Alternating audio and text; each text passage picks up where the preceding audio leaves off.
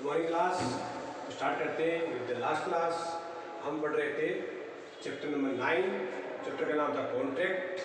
Discussion चल रहा था अपना कॉन्ट्रैक्ट के कुछ एसेंशियल पॉइंट जैसे कंसिडरेशन। पहले बता देता हूँ कॉन्ट्रैक्ट क्या होता है। रिवीजन, कॉन्ट्रैक्ट होता है जब किसी एग्रीमेंट के द्वारा एग्रीमेंट को लॉ के द्वारा फोर्सेबल कर लिया जाता है। It means the agreement which are enforceable by law क्या कहलाता है, कॉन्ट्रैक्ट कहलाता है। एग्रीमेंट बनाने के लिए अगर तो there are should be minimum 2 party, 1 party proposal और सेकेंड पार्टी एक्सेप्टेंस। जब किसी एक व्यक्ति के द्वारा दूसरे व्यक्ति के साथ कार्य करने के लिए, न करने के लिए, किसी भी काम को करने और न करने के लिए समथिंग टू डू और नॉट टू डू, अगर प्रपोजल रखा जाता है और दूसरे व्यक्ति के द्वारा उस प्रपोजल को ऐसा का ऐसा सेम टू सेम सेंस में सेम थिंग को एक्सेप्ट किया जाता है तो क्या कहलाता है, एग्रीमेंट कराता है। जब वो एग्रीमेंट किसी कानून के अधीन है, अगर वो इन्फोर्सेबल बाय लॉ है तो क्या बन जाता है, कॉन्ट्रैक्ट बन जाता है। अब in the contract there are various types of the legal provisions. उसमें से एक था कंसिडरेशन। भी कंसिडरेशन होना चाहिए। तो हमने लास्ट क्लास में 6 पॉइंट पढ़े थे और एसेंशियल पॉइंट पढ़े थे। कंसिडरेशन वैलिड कैसे होना चाहिए, लॉफुल होना चाहिए, रियल होना चाहिए, जो भी है। अब बात करते हैं continue with that last. Consideration must be real and competent. Consideration must be real. Real का मतलब वास्तव में होना चाहिए, एग्जिस्टेंस होना चाहिए, हवा में नहीं होना चाहिए, रूमर्स नहीं होने चाहिए कि दे देंगे, दे दिया, काम कर दो, ऐसा नहीं। किसी भी कॉन्ट्रैक्ट करने के लिए कंसिडरेशन होता क्या बताया हुआ है। कंसिडरेशन मतलब किसी चीज़ को आपस में जो देते हैं, एक तो सर्विस देगा, एक पैसा देगा, एक सामान देगा, दूसरा सामान देगा, जो भी चीज़ें होती है कंसिडरेशन होता है बताया हुआ अच्छे से। तो वो रियल में होना चाहिए, कॉम्पिटेंट होना चाहिए, कंप्लीट होना चाहिए। तो क्या नहीं होना चाहिए, मिसलीड नहीं होना चाहिए, डिसेप्टिव नहीं होना चाहिए, इम्पॉसिबल नहीं होना चाहिए, इस टाइप की चीज़ें नहीं होनी चाहिए। मतलब आपने कह दिया या फिर जो पॉसिबल ही नहीं है, इस टाइप का कंसिडरेशन होता है तो वो कॉन्ट्रैक्ट के डेफिनेशन में नहीं आएगा। There should be real consideration. Point number 2, the point contract without consideration is void.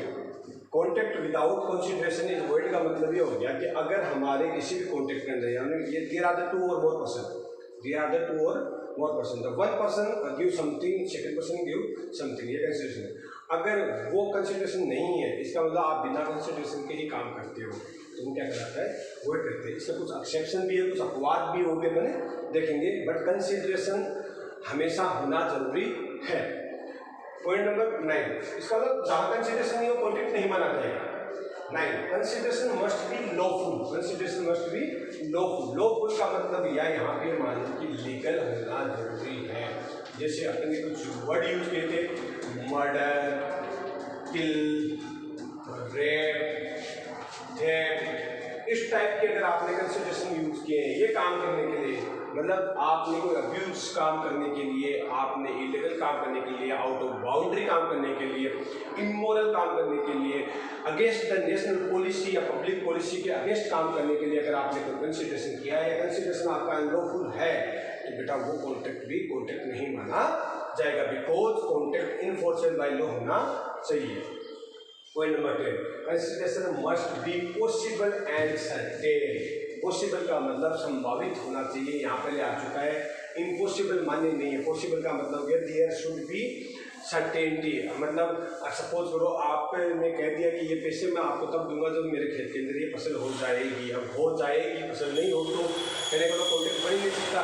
फसल वगैरह सब चीज़ डिपेंड है किसी दूसरी चीज़ पे। इसका मतलब वो पॉसिबिलिटी नहीं है, इसमें पॉसिबिलिटी होना बहुत ज़्यादा जरूरी है। तो कंसिडरेशन क्या होना चाहिए बेटा, पॉसिबल होना चाहिए। और सर्टेन का मतलब जैसे आपने कहा 3000 या फिर 4000, तो या फिर नहीं होता है, यहाँ पे और वर्ड यूज नहीं होना चाहिए। There should be certainty in the consideration. तो ये बेटा अपने पॉइंट थे। एक बार दोबारा मैं रिव्यू कर देता हूँ। 5 पॉइंट अपने 6 पॉइंट आपने पहले देखे थे कि कंसिडरेशन क्या होना चाहिए, रियल होना चाहिए, कॉम्पिटेंट होना चाहिए, पॉसिबल होना चाहिए, सर्टेन होना चाहिए, लीगल होना चाहिए, और विदाउट कंसिडरेशन क्या बनाता है, वॉइड बनाना है।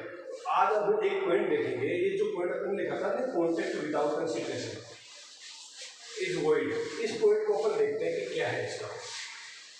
समझने की कोशिश करना चाहिए, बहुत ईजी थे। आगे पर बात करते हैं कि कॉन्ट्रैक्ट विदाउट कंसिडरेशन वॉइड। अब कंसिडरेशन में ना कॉन्ट्रैक्ट वॉइड हो गया, लेकिन उसमें क्या है कि an agreement without consideration is void but following exception case. कुछ एक्सेप्शन अपवाद है, एक एक को समझा देता हूँ, कुछ अपवाद है। मतलब ये पॉइंट सेम ही है। मतलब हम ये कह सकते हैं कि विदाउट कंसिडरेशन कॉन्ट्रैक्ट क्या होता है, वॉइड होता है। लेकिन अपवाद मैं इसको मिटा देता हूँ। यहाँ देखो अपवाद क्या है। पहला अपवाद इन्होंने बोला है नेचुरल लव एंड अफेक्शन। मतलब भैया आपके पेरेंट्स हैं, वो आपका काम करते हैं, पेरेंट्स आपका काम करते हैं, तो ये नेचुरल अफेक्शन लव है। इसका मतलब कोई भी कार्य जो किसी रिलेशन के अंदर हो रहा है और वो नेचुरल रिलेशन है, तो ऐसे में कंसिडरेशन होना जरूरी नहीं है। वो काम वो उनको उनकी ड्यूटी है, वो आपको विदाउट कंसिडरेशन कर रहे हैं। वो सारे ऐसे एग्रीमेंट जो क्या है विदाउट कंसिडरेशन है, बट उसके अंदर क्या पॉइंट आ गया, पेरेंट्स से रिलेटेड आ गया, स्टूडेंट और चाइल्ड से टीचर से रिलेटेड आ गया, भाई बहन से रिलेटेड आ गया, तो वो रिलेशन है उसके अंदर नेचुरल लव और अफेक्शन आ गया है, तो वो वॉइड नहीं माना जाएगा। पहला अपवाद समझ में आ गया होगा आराम से।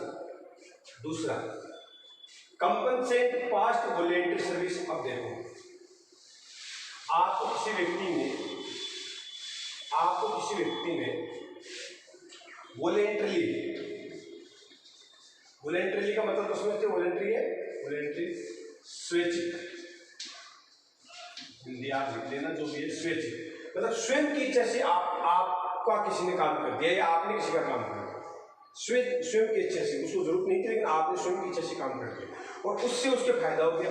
नेक्स्ट पार्ट है तो वॉलेंटरी आपने क्या किया, उसको बेटा सर्विस दी, उसके बिना कहीं एक को क्या मिली, सर्विस मिली, दी किसने, दी ने। अब ए अपने हिसाब से उसको 10,000 रुपये दे देता है कि एज ए अवार्ड मान लो, ठीक है, एज ए उसका ऐसे लगा कि मेरे फायदा हुआ तो 10,000 दे देते हैं। तो ऐसे कॉन्ट्रैक्ट के अंदर तक कंसिडरेशन था ही नहीं, उसने स्वैच्छिक सेवा दे दी, हमने स्वैच्छिक उसको पैसा दे दिया, तो इसने क्या होगा कंपनसेट करना पास्ट वॉलेंटरी सर्विस, किसी पास्ट हमारा कोई फायदा हुआ था किसी के कारण, वो हम उसको लाख रुपए दे रहे हैं, 10,000 रुपये दे रहे हैं, तो यहाँ पे किसी का कोई एग्रीमेंट थोड़ी है, हम उसके से बदले में कुछ नहीं दे रहे, स्वैच्छिक इच्छा से काम किया था, स्वैच्छिक इच्छा से हम दे रहे हैं। ऐसा कंसिडरेशन भी अपवाद की श्रेणी में है कि विदाउट कंसिडरेशन हुआ है। Point number C, when an agreement is for payment of the time वेड डेब्ट। टाइम वेड डेब्ट का मतलब होता है, आपने अकाउंट्स में सुना होगा बैड डेब्ट्स डूबत ऋण।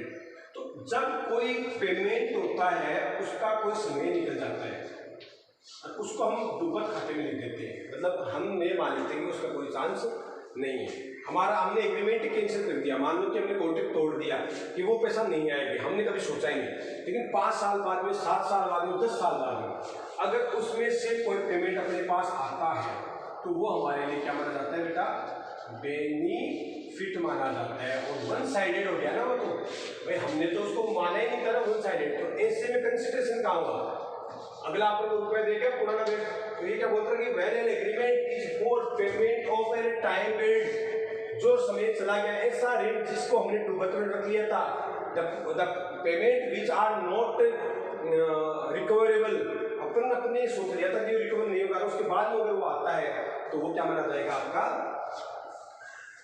विदाउट कंसिडरेशन एक कॉन्ट्रैक्ट माना जाएगा, ये अपवाद है। फिर एक gift actually given and taken, जब कोई व्यक्ति के द्वारा किसी को गिफ्ट दिया जाता है, भैया आपका बर्थडे, ये लो कहते हैं बर्थडे पार्टी, आपने उनको 5,000 रुपये की वॉच दे दी,